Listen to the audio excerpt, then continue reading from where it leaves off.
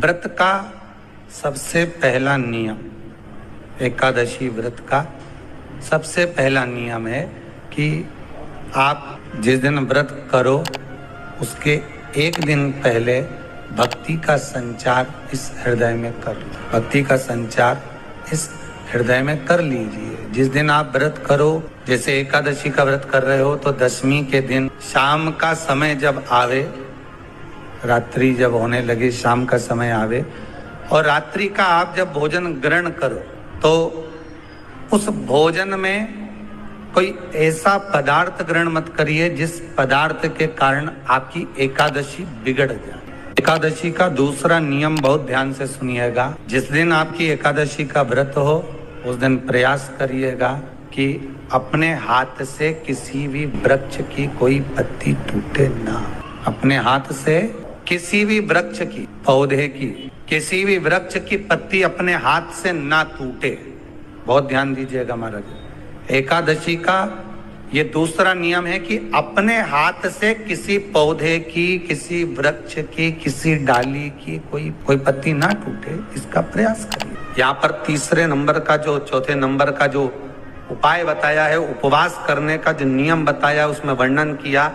एकादशी के दिन अगर आपका व्रत है तो आप भूलवश भी डब्बे में रखी हुई रोटी गाय को ना देते हुए कुछ थोड़ा सा फलहार, कोई केला, कोई सेब, जो आप खाते हो, अंगूर, पपीता, जो आप ग्रहण कर रहे हो, उसका थोड़ा सा भाग आप गाय को प्रदान। रोटी ही दी है, डब्बे में से निकाल के ले गई, गाय आई है, रोटी देना, देव मना नहीं। बाकी के दिन आप आपके बेटे से कह दो रोटी दिया बेटा जा, पर आप अपने हाथों से, आपका व्रत है तो आप फलहार आप कर रहे हो तो फलहार का ही दान गौ माता को दी। पांचवा वर्णन किया चतुर्थ भाव में, बन सके जितना एकादशी के दिन भगवान का ओम नमो भगवते वासुदेवाय का जाप करें या अपने गुरु मंत्र का स्मरण करें, या जो मंत्र आपके हृदय में समाहित हो, श्री शिवाय नमस्तुभ्यम, ओम नमः शिवाय, राम कृष्ण शिव, जो मन पड़े उसका भजन करें, पर दिल से करें। जितनी देर करते बने उतना देर करें।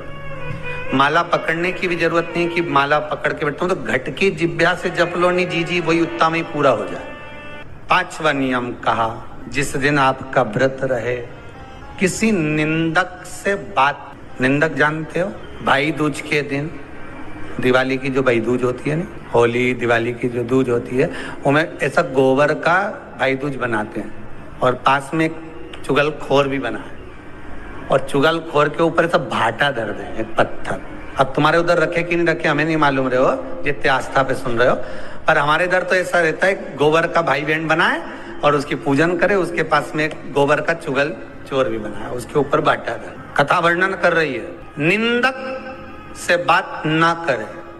मान लो किसी ने आकर आपको निंदा कर भी दी तो तुरंत सूर्य नारायण भगवान का दर्शन करें और 3 बार उनका दर्शन कर कर नेत्र बंद करें, तब जाकर वो निंदा जो अंदर गई है, अंदर पवित्रता प्रदान करेगी, तब जाकर एकादशी का व्रत लगेगा।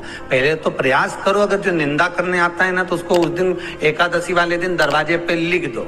फिर कहा जीव की हत्या ना करे, अगला नियम है, अपने द्वारा जीव की हत्या ना हो, प्रयास करना, किसी को कष्ट ना हो।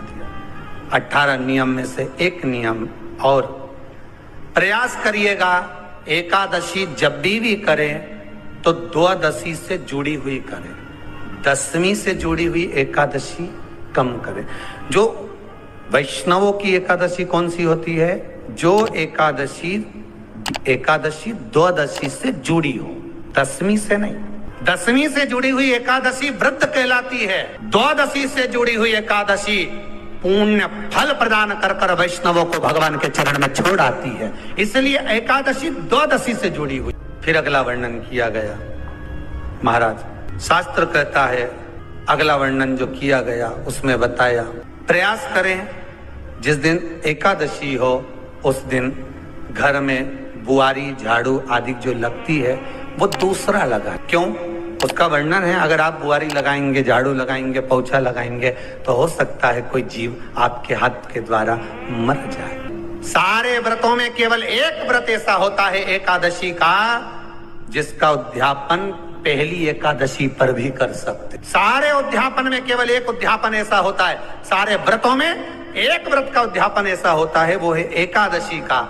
ये जरूरी नहीं कि 26 पूरी होगी तभी तुम करोगे, या तो पहली में ही कर लो या फिर 26 पूरी हो तब कर। पर उद्यापन, अगर तुमको ऐसा लगे कि हाँ मैं अभी तो जीऊंगी हो, अभी तुम्हारा बाल भी धोला नहीं हुआ, तुमको ऐसा लगे तो अभी तो मैं तो बढ़िया, तो पहली पर करने से क्या फल मिलेगा?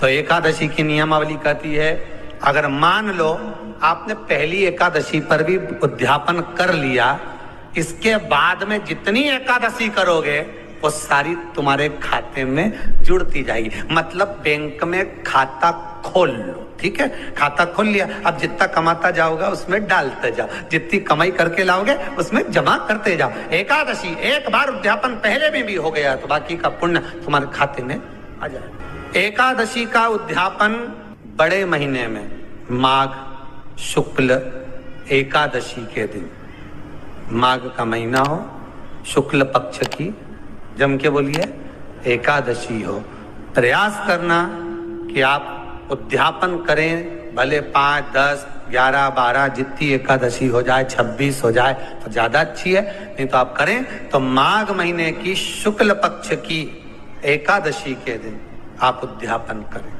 प्रयास बड़े महीने के अंतर्गत जो उद्यापन, हाँ चतुर्मास के अंतर्गत उद्यापन नहीं होता एकादशी का, बहुत ध्यान दीजिएगा। सावन भादो कुंवर कार्तिक जो 4 महीना होते हैं भगवान के शयन करने के, इसके अंतर्गत एकादशी का उद्यापन नहीं होता, और इसके अंतर्गत उद्यापन करना भी नहीं चाहिए।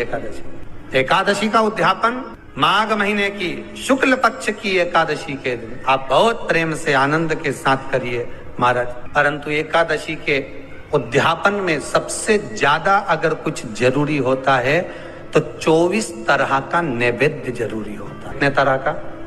24 तरह का नैवेद्य।